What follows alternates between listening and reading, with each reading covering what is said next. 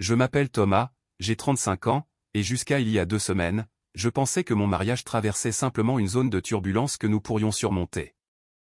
Il s'est avéré que ma femme montait un dossier contre moi auprès de ses parents depuis des mois, et quand je l'ai découvert par hasard, j'ai décidé de les laisser creuser leur propre tombe avant de révéler ce que je savais. J'étais marié à Clémence depuis 6 ans. Nous nous étions rencontrés à la fin de la vingtaine, nous nous sommes mariés après 2 ans de relation et nous nous étions installés dans ce que je croyais être une vie heureuse. Elle travaillait dans le secteur pharmaceutique, gagnait très bien sa vie et voyageait occasionnellement pour son travail. Je suis professeur d'histoire-géographie dans un lycée, ce qui signifie que je ne gagne pas les revenus d'une commerciale en pharmacie, mais je ne suis pas non plus fauché. Nous vivions confortablement, avions une belle maison en banlieue parisienne, pas encore d'enfants, mais nous en parlions. Les parents de Clémence, Richard et Patricia, étaient des gens influents. Richard dirigeait une société de promotion immobilière et Patricia était avocate à la retraite. Ils avaient de l'argent, du prestige et un avis sur tout. Dès le début de notre relation, je pouvais sentir qu'ils pensaient que Clémence aurait pu trouver mieux qu'un simple prof de lycée. Ils ne l'ont jamais dit ouvertement, mais c'était présent dans la manière dont Richard m'interrogeait sur l'évolution de ma carrière ou dont Patricia mentionnait d'autres hommes que Clémence avait fréquentés et qui occupaient des postes prestigieux. Il y a 4 mois, les choses ont commencé à changer avec Clémence. Elle est devenue plus critique sur mon métier, sur nos finances, sur mon manque d'ambition. Elle lançait des remarques comme « tu ne veux pas plus que ça » ou « on pourrait avoir une vie meilleure si tu envisageais d'autres options ». J'ai essayé d'en discuter avec elle, de lui demander ce qui la tracassait vraiment, mais elle se contentait de dire qu'elle était stressée par le travail. Il y a 2 semaines, un mercredi soir, Clémence et moi avons eu une dispute pour une broutille. J'avais oublié de récupérer son costume au pressing. Elle a transformé cela en une énorme dispute sur le fait que j'étais peu fiable et que je ne prenais pas notre vie au sérieux. Cela s'est terminé par cette phrase « Mes parents pensent que tu es un poids pour moi. » Et honnêtement, Thomas, je commence à être d'accord avec eux. Je l'ai juste regardé. C'est bon à savoir. C'est tout. C'est tout ce que tu as à dire? Qu'est-ce que tu veux que je dise, Clémence? Tu viens de me dire que tu me considères comme un fardeau. Il n'y a pas vraiment de réponse à ça. Peut-être que tu pourrais te défendre. Peut-être que tu pourrais essayer de leur prouver qu'ils ont tort. Pourquoi devrais-je prouver quoi que ce soit? Je travaille. Je contribue aux dépenses du foyer. Je suis un bon mari. Si toi et tes parents ne le voyaient pas, ce n'est pas mon problème. Elle avait l'air frustrée que je ne me batte pas. Tu es tellement passif. C'est ça le vrai problème. Cette nuit-là, j'ai dormi dans la chambre d'amis. Le lendemain matin, Clémence a fait comme si de rien n'était. Je n'ai rien dit non plus, mais quelque chose s'était brisé en moi. Quand quelqu'un vous dit qu'il vous voit comme un poids, vous ne pouvez pas oublier ces mots. Ce vendredi-là, je suis rentré plus tôt. C'était une journée pédagogique au lycée, les élèves n'avaient pas cours. J'étais dans mon bureau quand j'ai entendu Clémence rentrer. Elle ne savait pas que j'étais là. Je l'ai entendue au téléphone dans la cuisine, en train de parler à sa mère. Oui, maman. J'en ai tellement assez. Non, il n'a même pas réagi quand je lui ai dit ce que vous et papa pensiez. Il a juste accepté. Je crois qu'il sait qu'il n'est pas à la hauteur, mais il est trop à l'aise pour faire quoi que ce soit. Dimanche, pour le déjeuner, oui, nous serons là. Je pense qu'il est temps d'avoir une discussion franche sur notre avenir. Je suis resté là, prostré, le sang glacé. Elle parlait de moi à ses parents, préparant le terrain pour le déjeuner de dimanche. Je ne l'ai pas confronté. Au lieu de cela, j'ai fait quelque chose que je n'avais jamais fait. J'ai appelé son père. Richard a répondu à la 2e sonnerie. Thomas? C'est inattendu. Bonjour Richard. Je voulais vous parler de quelque chose. Avez-vous quelques minutes? Bien sûr. Qu'est-ce qui se passe? Clémence a mentionné que Patricia et vous avez des inquiétudes à mon sujet, sur le fait que je ne serai pas le partenaire idéal pour votre fille. Je voulais l'entendre directement de vous plutôt que par son intermédiaire. Il y a eu un silence. Thomas, c'est une discussion qu'il vaut mieux avoir en personne. Pourquoi n'en parlerions-nous pas dimanche, au déjeuner? Très bien. Mais Richard, j'ai besoin de savoir, pensez-vous réellement que je suis un poids pour Clémence? Un autre silence, plus long cette fois. Je pense que tu es un homme bien, Thomas. Mais je pense aussi que Clémence mérite un partenaire qui correspond à son ambition et à sa capacité financière. Tu es enseignant. C'est admirable, mais ce n'est pas vraiment le chemin vers le type de vie à laquelle Clémence a été habituée. Je vois. Et vous discutez de cela avec Clémence? Nous discutons de tout avec notre fille. Nous sommes une famille très soudée.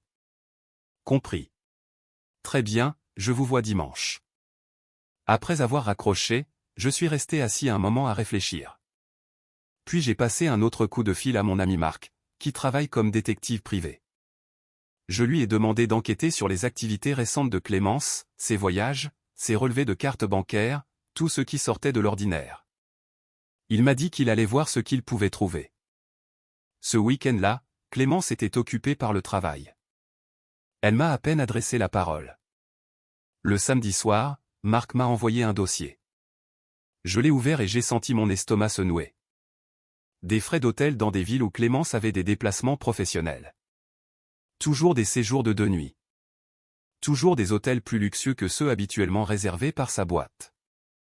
Des notes de restaurant pour 2 personnes. Et un nom qui revenait sans cesse, André Morrison, l'un des directeurs commerciaux régionaux de son entreprise. J'ai passé la nuit de samedi à tout éplucher. Dimanche matin, j'étais calme, étrangement calme. Clémence m'a demandé si j'allais bien. J'ai répondu que tout allait bien. Nous nous sommes préparés pour le déjeuner chez ses parents. Mise à jour, nous sommes arrivés chez Richard et Patricia à 17h. David, le frère de Clémence, était là avec sa femme, ainsi que la sœur de Patricia, toute la famille était réunie. Clémence semblait nerveuse mais excitée par quelque chose. Le dîner a commencé normalement, quelques banalités, Patricia interrogeant Clémence sur ses derniers chiffres de vente. Richard restait silencieux, m'observant avec ce regard jugeur. J'ai joué le jeu, répondant poliment aux questions, sans rien laisser paraître. Au milieu du plat principal, Clémence s'est raclé la gorge. Maman, papa, je voulais parler à tout le monde de quelque chose d'important. Patricia a souri.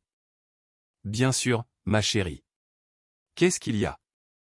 Clémence m'a jeté un regard, puis a regardé ses parents.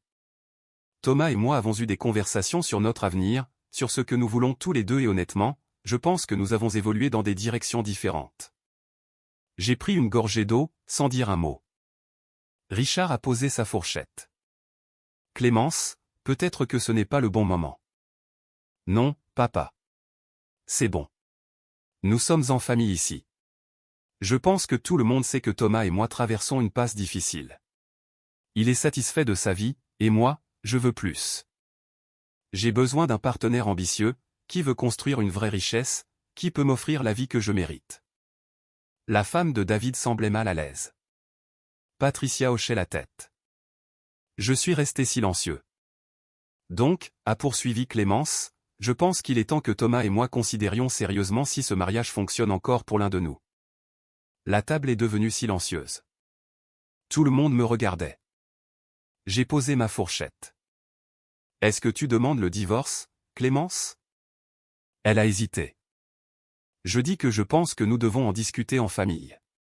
Mes parents s'inquiètent depuis un moment, et j'accorde de l'importance à leur avis. Intéressant. Donc, tes parents sont impliqués dans les décisions concernant notre mariage depuis combien de temps? Ce n'est pas juste. Ça me semble juste à moi. Tu viens d'annoncer à toute ta famille que tu voulais divorcer parce que je ne suis pas assez ambitieux, devant moi, sans même en avoir discuté avec moi en privé auparavant. Patricia a pris la parole. Thomas, mon chéri, il ne s'agit pas de t'attaquer. Nous tenons tous à toi, mais nous voulons ce qu'il y a de mieux pour Clémence. Parfois, les relations arrivent à leur terme. Patricia, je n'ai pas besoin de conseils conjugaux de votre part pour le moment. Merci. Richard s'est levé. La table entière s'est tue. Il a regardé Clémence et son visage était différent de tout ce que j'avais vu auparavant. Pas de soutien, presque de la colère. Clémence, je dois te demander quelque chose et je veux que tu répondes honnêtement. Clémence avait l'air confuse. Papa, quoi?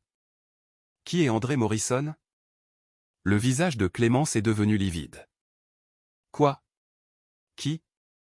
André Morrison, le directeur commercial régional de ton entreprise. Tu passes pas mal de temps avec lui. Des chambres d'hôtel à Lyon, Bordeaux, Marseille, des restaurants chics. Tu veux expliquer ça à tout le monde? Patricia s'est tournée brusquement vers Richard. De quoi tu parles? La bouche de Clémence s'ouvrait et se fermait sans qu'aucun son ne sorte. Papa, je ne sais pas ce que tu, ne me mens pas. Thomas m'a appelé vendredi. Il m'a demandé directement si je pensais qu'il était un fardeau pour toi. Quand j'ai raccroché, j'ai commencé à réfléchir à certaines choses qui ne collaient pas. Tes déplacements professionnels qui duraient plus longtemps que prévu. Les factures de la carte entreprise que je vois parfois puisque nous gérons toujours une partie de ta planification financière. Alors, j'ai passé quelques appels, et j'ai découvert des choses intéressantes. Je regardais la scène, abasourdi. Richard avait mené sa propre enquête. André Morrison est marié, a continué Richard, il a 2 enfants, et selon quelqu'un de ton service RH que je connais, il y a eu des plaintes à son sujet pour des relations inappropriées avec des femmes de son équipe. Est-ce que c'est ce que tu faisais, Clémence? Avoir une liaison avec un homme marié tout en nous disant que ton mari n'était pas assez bien? Le chaos a éclaté à table. Patricia exigeait des explications. David avait l'air choqué. Clémence essayait de parler par-dessus tout le monde, les larmes aux yeux. Papa, ce n'est pas comme ça. Alors c'est comment? Parce que de là où je suis, tu trompes ton mari tout en te plaignant auprès de nous qu'il est le problème, en nous faisant croire qu'il te tire vers le bas, alors qu'en fait, tu agissais dans son dos. Clémence m'a regardé, désespérée. Thomas, s'il te plaît. Richard ne s'arrêtait pas. Je t'ai dit vendredi que je pensais que Thomas était un homme bien, mais qu'il n'était peut-être pas assez ambitieux pour toi. Tu sais à quoi j'ai pensé depuis? Que le problème n'est peut-être pas son manque d'ambition. Le problème, c'est ton manque de caractère, Clémence. Patricia avait l'air horrifiée. Non, Patricia. Notre fille vient d'essayer d'humilier publiquement son mari à notre table. Elle a essayé d'obtenir le soutien de la famille pour divorcer parce qu'il ne serait pas assez ambitieux, alors que la vraie raison, c'est qu'elle a une liaison. Je ne veux pas faire partie de ça. Clémence pleurait à chaudes larmes maintenant. C'est arrivé, c'est tout. Je ne voulais pas que ça arrive. Rien n'arrive par hasard, Clémence. Tu as fait des choix. Tu as choisi d'avoir une liaison. Tu as choisi de mentir à ton mari, à nous, à toi-même. Et tu allais laisser Thomas porter la responsabilité de ton mariage en échec. J'ai enfin pris la parole. J'étais au courant pour André. Je l'ai découvert samedi. Tout le monde m'a regardé. J'ai demandé à quelqu'un d'enquêter quand j'ai entendu Clémence au téléphone dire à Patricia que nous devions avoir une discussion franche dimanche.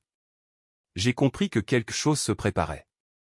Je ne savais pas que Richard allait sortir ça comme ça, mais oui, je savais. Clémence m'a fixé. Tu savais?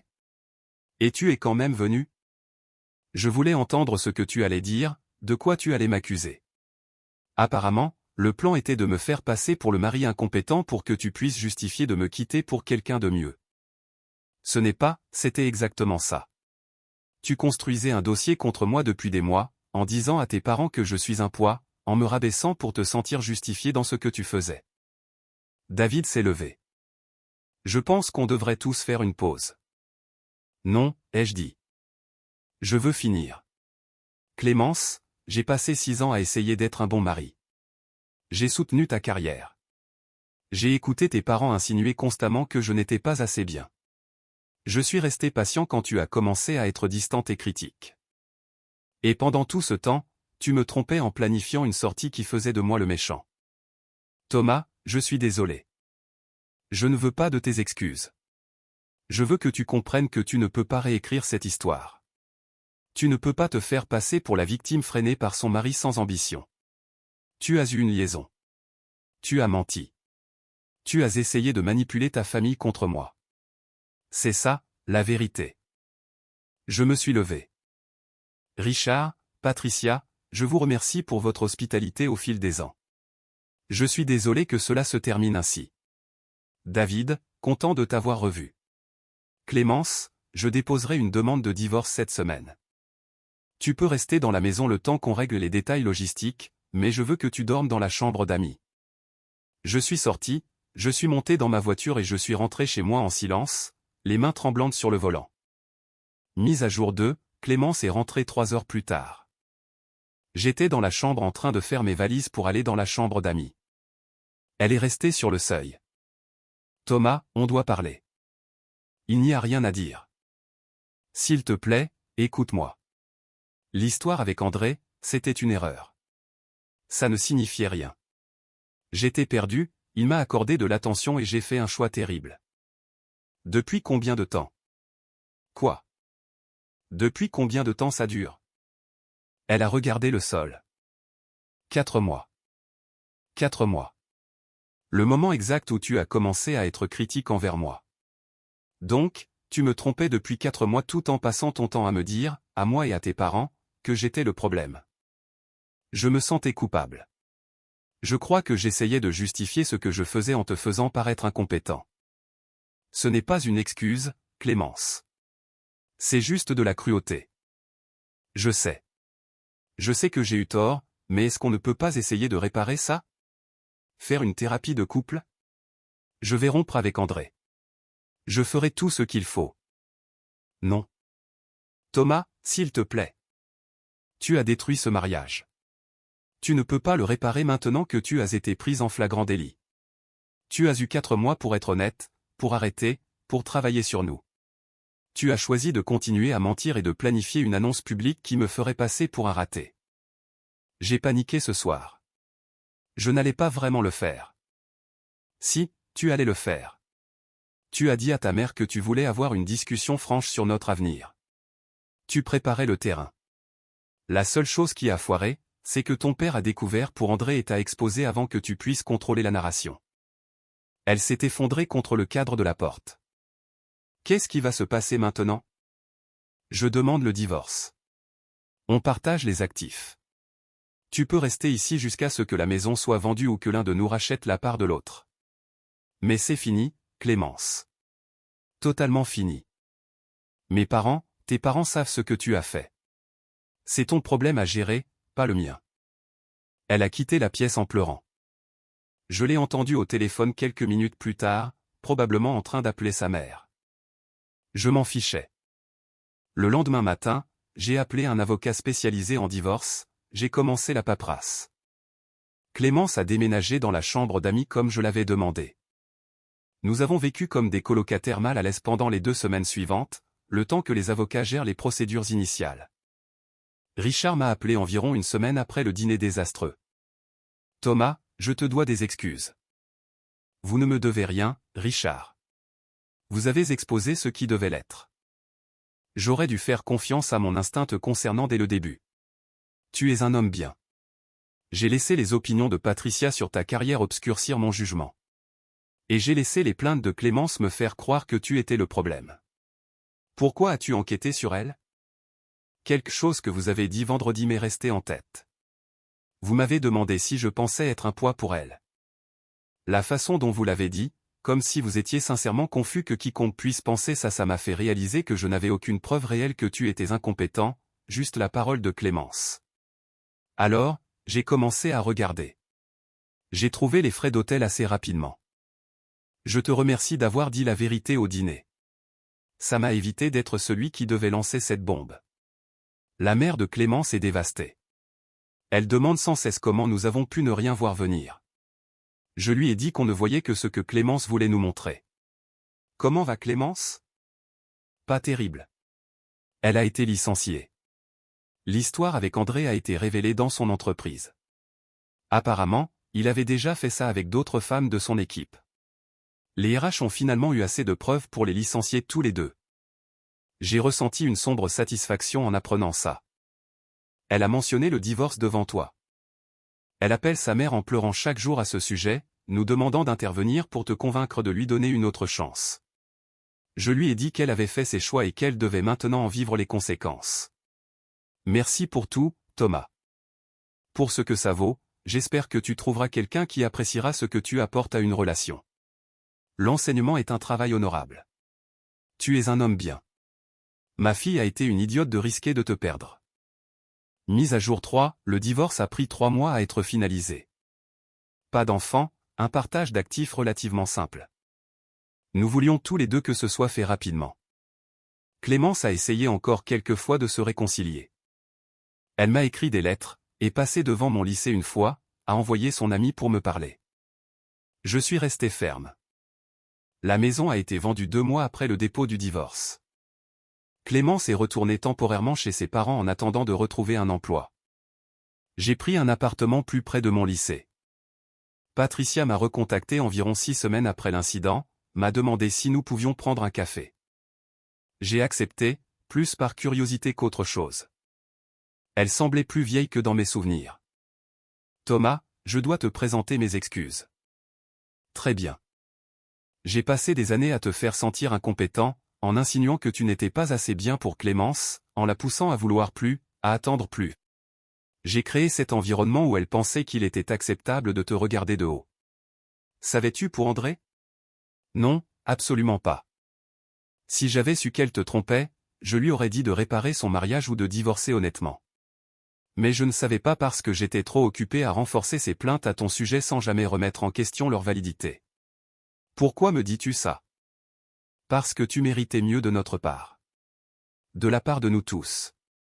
Tu étais un mari loyal pour ma fille. Tu travaillais dur. Tu étais gentil.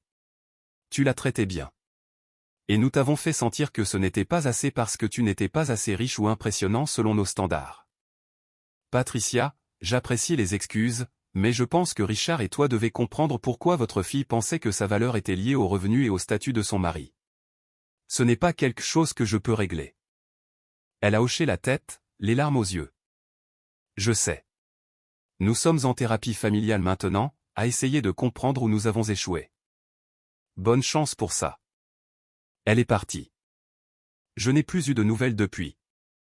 Dernière mise à jour, cela fait 8 mois depuis ce déjeuner de dimanche. Le divorce est définitif. Je me suis installé dans mon appartement et je vais bien. Mieux que bien, en fait. Clémence m'a recontacté une dernière fois il y a 2 mois. Elle avait trouvé un nouveau travail, essayait de reconstruire sa vie, et voulait tourner la page. Nous nous sommes retrouvés pour un café. Elle semblait différente, plus petite, moins sûre d'elle. Je suis en thérapie, a-t-elle dit, essayant de comprendre pourquoi elle avait fait ce qu'elle avait fait, pourquoi elle nous avait sabotés. Et qu'est-ce que tu as trouvé? Que je n'étais jamais à l'aise avec qui j'étais. J'avais toujours besoin d'une validation externe, de l'approbation de mes parents, du succès professionnel, du bon partenaire. Je pensais que ces choses me rendraient digne. Quand j'ai rencontré André et qu'il m'a fait me sentir importante et performante, j'ai couru après ce sentiment au lieu de travailler sur mon mariage.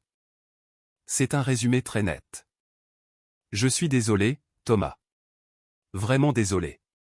Tu mérites tellement mieux que la façon dont je t'ai traité. Oui, c'est vrai. Est-ce que tu me détestes? J'ai réfléchi. Non, je ne te déteste pas. Je suis triste de ce que nous aurions pu être si tu avais été honnête avec toi-même et avec moi. Mais je ne te déteste pas. Est-ce que tu vois quelqu'un? Ce n'est plus vraiment tes affaires. Elle a hoché la tête. C'est vrai. J'espère juste que tu es heureux. Je le suis. J'enseigne. Je m'occupe du club de débat maintenant. J'ai acheté une moto d'occasion et je fais des escapades le week-end. Je découvre qui je suis en dehors du fait d'être le mari pas assez bien de quelqu'un. Elle a tressailli à ces mots. Je suis vraiment désolé. Je sais que tu le es, mais les excuses ne réparent pas ce qui est arrivé. Ça signifie juste que tu le comprends maintenant. Nous avons fini nos cafés et nous nous sommes dit au revoir. Je n'ai plus eu de nouvelles depuis. Richard m'envoie un SMS tous les quelques mois pour prendre des nouvelles. David m'a invité à un barbecue le mois dernier, ce qui était étrange mais agréable. J'y suis allé. Sa femme m'a dit qu'elle m'avait toujours apprécié et qu'elle était contente que je m'en sois sorti. J'ai beaucoup appris de tout ce gâchis. J'ai appris que quand quelqu'un vous fait constamment sentir incompétent, cela en dit plus sur lui que sur vous. J'ai appris que la loyauté familiale peut être toxique quand elle sert à encourager un mauvais comportement. Et j'ai appris que, parfois, la chose la plus gentille que quelqu'un puisse faire est de dire la vérité quand elle doit être dite, même si cela détruit l'illusion dans laquelle tout le monde vivait. Clémence a fait ses choix. Elle a choisi d'avoir une liaison, de mentir, d'essayer de faire de moi le méchant de son histoire. Son père a choisi d'enquêter et de dire la vérité. J'ai choisi de partir avec ma dignité intacte. J'ai 35 ans, je suis divorcé, et honnêtement, plus serein que je ne l'ai été depuis des années. Je n'ai plus besoin de prouver ma valeur à quiconque. Je sais ce que j'apporte. Et un jour, quand je serai prêt, je trouverai quelqu'un qui appréciera cela sans avoir besoin que je sois quelqu'un d'autre. Pour l'instant, je suis juste Thomas, prof d'histoire, coach de débat, amateur de moto, fraîchement divorcé qui a évité une vie entière à se sentir insignifiant. Et ça me suffit.